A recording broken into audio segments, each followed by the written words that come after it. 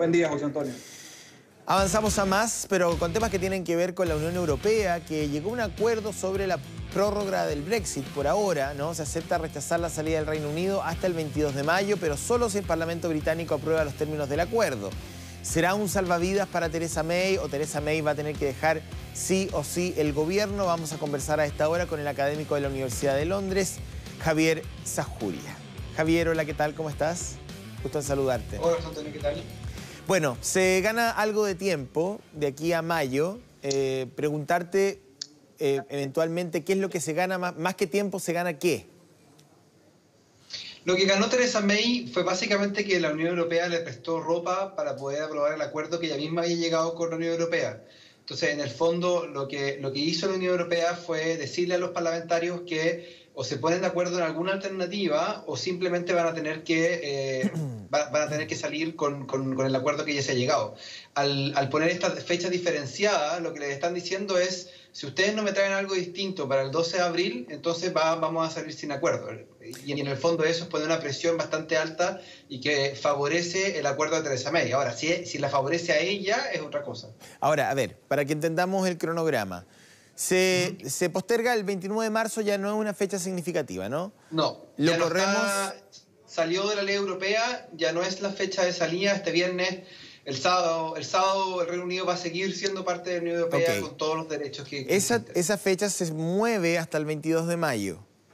¿Sí? Es condicional. Si es que el Parlamento aprueba esta semana, que se espera que se vote mañana, el mismo acuerdo que se ha rechazado 2 veces, si es que el Parlamento está de acuerdo con eso, la Unión Europea le va a permitir al Reino Unido mantenerse hasta el 22 de mayo. ¿Por qué la extensión? Porque hay una serie de leyes que tienen que legislarse para poder aplicar ese acuerdo. Entonces, en el fondo, lo que está diciendo la Unión Europea es darle tiempo al Parlamento para poder pasar todas esas leyes antes de que se vayan. ¿Y por qué el 22 de mayo? Porque el 23 es la elección del Parlamento Europeo y no quieren que el Reino Unido participe. Claro, que el Reino Unido no puede presentar candidatos, por cierto. Esos cupos tienen que ser llenados por otros países. Ahora, Theresa May y el Reino Unido puede presentar una alternativa, un acuerdo modificado a mediados de abril, entiendo. Sí. Si es que los parlamentarios rechazan mañana el acuerdo, que es probable, sigue siendo probable. Claro. Lo que va a ocurrir es que el 12 de abril se convierte en el nuevo 29 de marzo. Es decir, que si el Reino Unido no llega con una propuesta, ya sea revocando el artículo 50 o algún tipo de proceso de negociación o algún proceso interno, porque también la Unión Europea ha estado dispuesta a extender el artículo 50 si es que, por ejemplo, hay un referéndum o hay elecciones que requieren más tiempo. La Unión Europea ha dicho que está dispuesta a prorrogar por más tiempo en caso que haya un cambio importante en las condiciones internas. Entonces, si es que el Reino Unido no tiene alguna de esas, ya sea un nuevo acuerdo o un llamado a elecciones o un nuevo referéndum, el 12 de abril el Reino Unido sale sin acuerdo. O sea, básicamente lo mismo que hubiera pasado 2 semanas antes que este viernes. Bien. ¿Qué tan grande fue la movilización de este fin de semana? Había transmisión y cámaras aéreas donde gran cantidad de personas salieron a las calles en Londres y otras partes del Reino Unido pidiendo una revocación del Brexit. ¿Esto tiene algún impacto a nivel político? Probablemente va a tener algún impacto. La pregunta es exactamente en quién. Una de las consecuencias, bueno, fue alrededor de 1 millón de personas lo que se comenta en los medios.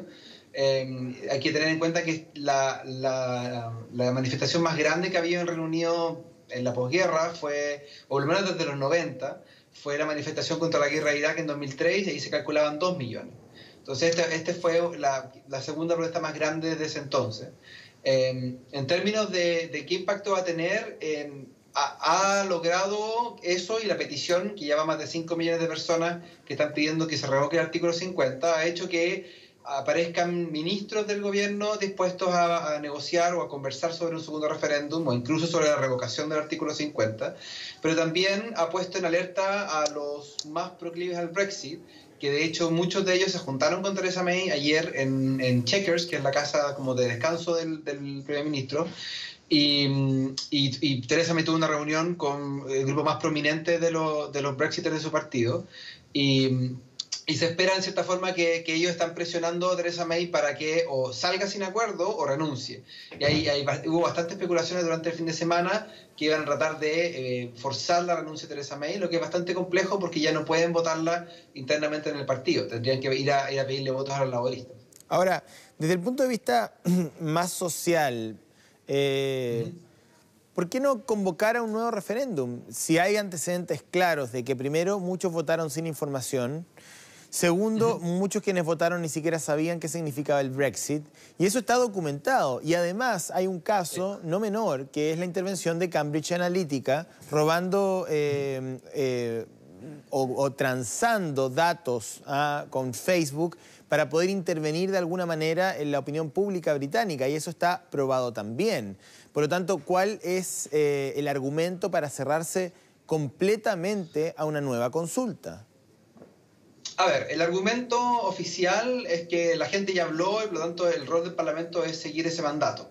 Ahora, uno lo responde con todos los argumentos que presentaste tú y obviamente ahí la pregunta se ve más compleja. Ahora, ¿qué es lo que está realmente detrás? Yo creo que hay una combinación de cosas. En primer lugar, que en el Reino Unido los referéndums no son tradicionales, a pesar de que han habido varios y que Cameron usó varios durante su mandato, son una herramienta bastante poco tradicional, porque en el Reino Unido, en el sistema británico, la soberanía recae en el Parlamento, no en la gente, como se entiende, sino que el Parlamento, a través de su proceso de representación, es el soberano. Por lo tanto, esto que venga la gente por encima del Parlamento, sobre todo considerando que este es un Parlamento que en su gran mayoría los parlamentarios votaron a favor de quedarse en la Unión Europea, eso genera un conflicto importante. Entonces, además de eso, el problema está en que para muchos parlamentarios tienen el susto que si están de acuerdo con un segundo referéndum van a perder su cupo, porque muchos parlamentarios están en distritos donde se votó a favor del Brexit, pero ellos no son contrarios al Brexit y podrían perfectamente aprobar un segundo referéndum, pero tienen mucho susto del castigo electoral que tendría eso, en las próximas en que la elecciones. gente de sus distritos se organice y los saque. Exacto, y por último exacto. hay un tema de política interna del Partido Conservador, y es que el tema del Brexit es probablemente el tema que más divide al partido, al punto que si hay un segundo referéndum es casi seguro que el sector más euroescéptico, que hoy día es el que está presionando más fuertemente a Theresa May, se va a salir, o que los otros se van a salir, pero el partido se va a quebrar.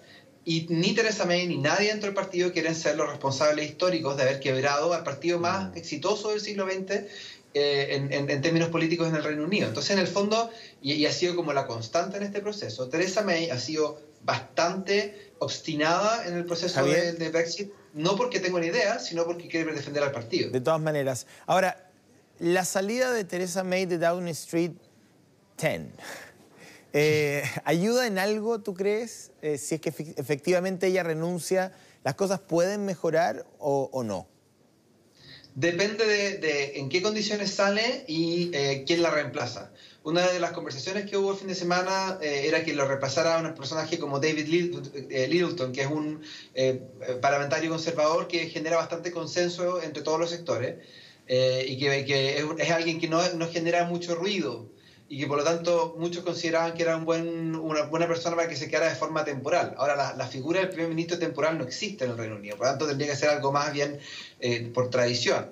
Ahora, pero para que eso ocurra tiene que ser un proceso interno del partido. O sea, Theresa May renuncia y el partido rápidamente elige un nuevo líder y ese líder sería una figura de consenso que por ahora este Cairo Livingston tiene la mayor probabilidad. Ahora, esa es una opción y que requiere que Theresa May esté de acuerdo, porque ya no la pueden sacar por votación, porque ya ganó un voto dentro del partido y está protegida hasta diciembre. Claro. La otra opción es que la saquen con un voto de no confianza con apoyo de la oposición.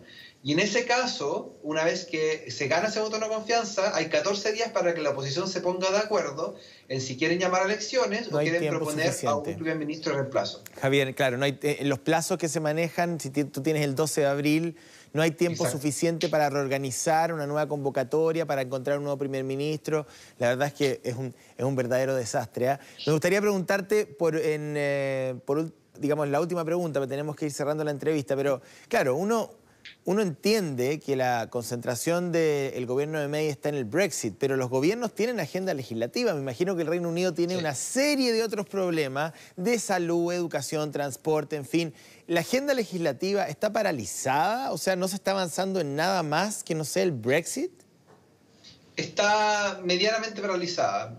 La semana pasada no hubo casi ninguna discusión después de la votación, no discusión de Brexit, y se discutieron una serie de otras propuestas. Hay un tema grande con delincuencia, hay un tema grande con personas en situación de calle, hay temas respecto al futuro del NHS, se está discutiendo, por ejemplo, el tema de financiamiento universitario. O sea, hay una agenda legislativa que está avanzando, pero claramente no tiene ni la relevancia ni la urgencia que tiene el Brexit. Por lo tanto, muchos temas hoy día están o paralizados o avanzando mucho más lento de lo que podrían ocurrir. O sea, es un gobierno que tiene una sola prioridad y por lo tanto el resto de los elementos están, por este momento, hasta yo creo por lo menos el 12 de abril, van a estar hacia un lado. Javier Zajuria, académico de la Universidad de Londres, muchísimas gracias por este contacto.